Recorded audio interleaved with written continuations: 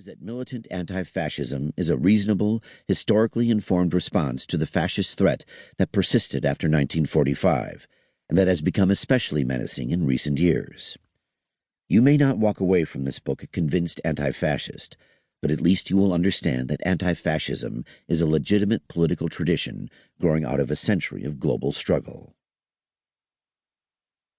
What is anti-fascism?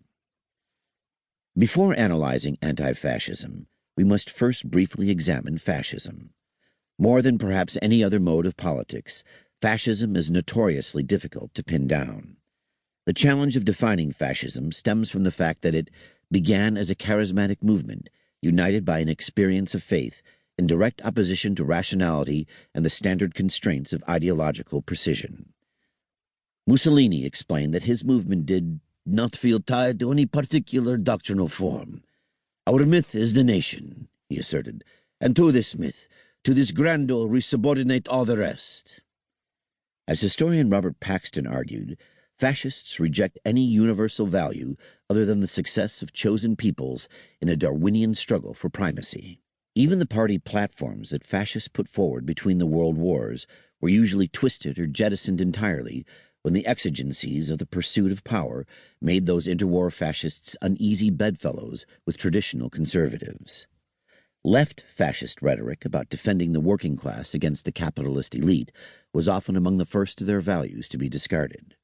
Post-war, after World War II, fascists have experimented with an even more dizzying array of positions by freely pilfering from Maoism, anarchism, Trotskyism, and other left-wing ideologies, and cloaking themselves in respectable electoral guises on the models of France's Front National and other parties. I agree with Angelo Tasca's argument that, to understand fascism, we must write its history. Yet, since that history will not be written here, a definition will have to suffice.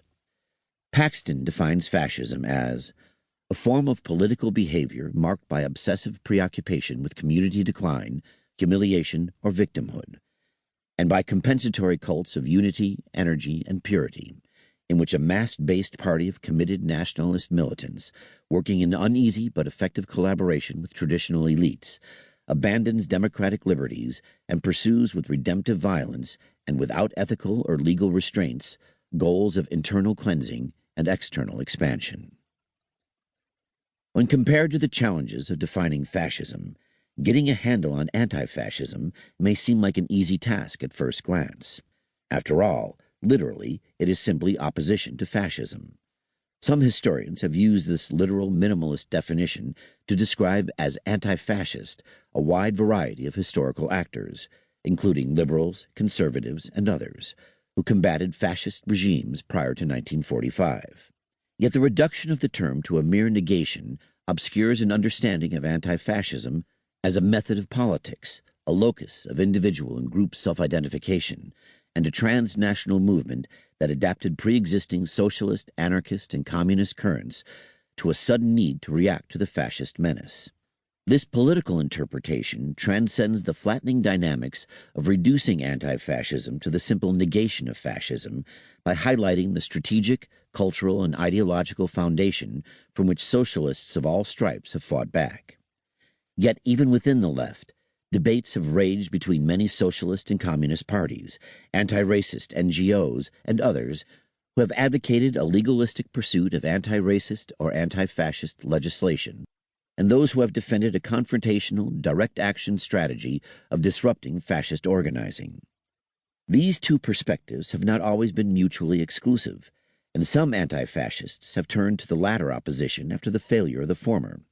But in general, this strategic debate has divided leftist interpretations of anti-fascism. This book explores the origins and evolution of a broad anti-fascist current that exists at the intersection of pan-socialist politics and direct action strategy.